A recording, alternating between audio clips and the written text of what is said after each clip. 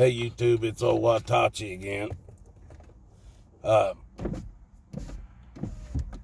going to do this video on something that just amazes me. And the reason why I don't claim to be a Republican, I don't claim to be a Democrat either. I claim to be a constitutionalist. And I've said this before. Actually, I first claimed to be a Christian. Then when it comes to dealing with my area that I live in, the country I live in, I'm a constitutionalist. I'm not a Republican and I'm not a Democrat in any way, shape, or form. I agree with some of the stuff from both sides, matter of fact, but I'm neither one because they're just a different side to the same coin. The Republicans and the Democrats are the same thing. They just put on a show for everybody to claim that they're not. But you can rest assured, they're all paid by the same rich people, the same elitists that control everything. They're still paid by those people too. Whether you think they are or not, they are. Because the elitists own everything. But this is the thing that really amazes me to no end. You know, Trump goes and kills this general or whatever. He does I guess it was a drone strike from what I can make out of it. But I'm sure and I'm sure that's probably what it was, because that's the favorite tool of the American military complex. That's their favorite tool, is to drone bomb the shit out of somebody. But usually what happens in that process is there's one person they're trying to get. He's in a building, or she, it's mostly he's. But he's in a building somewhere that, it might even have another 50 to 100 people in that building. That has nothing to do with what that man does. But if they've got it tracked down, he's going to be in this place on that day at that time, they'll take the whole building out, and everybody that dies, oh well, so be it. And Americans, and it seems like mostly Republicans, Trump backers, you know, I'm seeing all these comments and stuff about, hell, Trump was easy on them. They should have made glass out of the Middle East, or they should have, he should have killed the whole, just leveled the place, made a parking lot out of it. We needed a good landfill somewhere. He should have just killed everything, and fucking we've made a landfill out of it. And does anybody even think for a minute that this is okay thinking? This is okay thinking. Anybody. Because in my eyes, if some country decided they wanted to come in here, and they come in here and bomb the shit out of this place, killing off your family members, or maybe even you, and all your friends as family members had died during this attack and stuff, how many of you wouldn't be lining up to go over there and get a shot at them? You know y'all would. But that's never happened in our country. Not without our own government allowing it. Just like the towers and just like Pearl Harbor.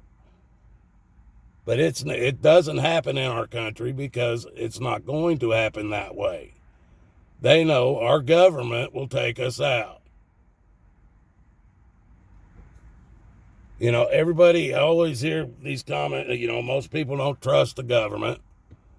They don't trust the news stations anymore. Fake news.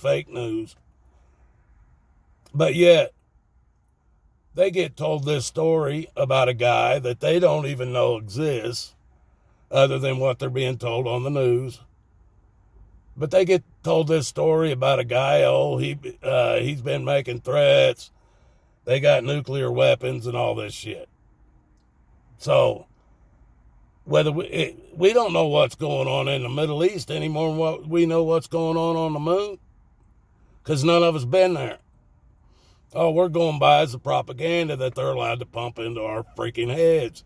More of the brainwashing. Well, people, what you don't understand, and this is old too. This is old shit. You can find it on the internet and stuff still, I'm sure, probably somewhere. But I remember about 10 years ago, back before I think it was back about the time we were starting into Afghanistan, but we'd just taken out Iraq for the towers that happened in New York City. But there was a list that came up, and somehow it went from one military officer to another, and it was some kind of a document. I've seen it. It was a government document. I don't know if it was White House or what it was, but there was a list of about 7 countries on this list. And these upper people in the military were talking about it. I can't remember if they were majors, colonels, generals, or what they were. But one of them, he talked to a buddy of his that was a retired military officer. And he was telling him, look at this list, man. And they're going, this retired guy was talking to him about how, well, what is this list instead? And they said, this is a list they've given us for the next, it was a time period of 10 or 12 years that we were going to take down each and every one of these countries. Now, this guy that was retired, they didn't know why. They just knew this list existed. And you can actually go back through probably the last 10 countries we've attacked and taken the government down, and it'll be the places that were on this list. Well, just so you know, people, Iraq was one of them that was on the list. Afghanistan was one of them that was on the list. Iran is the last one left on the list to take down. Now, you want to know why this list existed? This list existed because there was these 7 countries that refused to sell their oil to anybody who was trying to use American money. These 7 countries refused to sell their oil for American money. That's how they got on the list. Well, Iran is the last one on that list, and they will have completed that 7-country list. Now, I know you people don't know about this because you ain't going to get taught about this on the news. You're not going to get taught about this in your colleges or your schools. But the information is out there. The truth can be found if you will seek it. If you just want to believe what you want to believe, then go ahead. But Trump ain't doing nothing but starting another war, or trying to take down a country that was the last country on the list that would not sell their oil for American money. And you know what else you'll do? You'll line up your kids to go fight in that war too. Let your kids die for the corporation of the United States. And you'll tell your kids they're heroes because if they join the Army, Navy, Air Force, Marines or something, they're going to be heroes because they're fighting for everybody's rights and freedoms. That's the biggest lie. The biggest lie you've ever told your own kids. And you tell them to them all the time. Memorial Day. Oh, this is the day we mourn for the soldiers who were fighting for our rights and freedoms that have died in war. Bullshit, people. None of those wars fought for our rights and freedoms. They were all fought for bullshit corporation. Whatever the corporation wanted, they were getting. And the last several wars have been fought over oil. It had nothing to do with our freedoms. So, you guys just keep lying to your kids, and they'll keep lining up and going over and dying. for a corporation that has stolen everything you and your country has from you. Just keep it up. I don't know what to tell you, people, but waking up, it's time to really start waking up is now.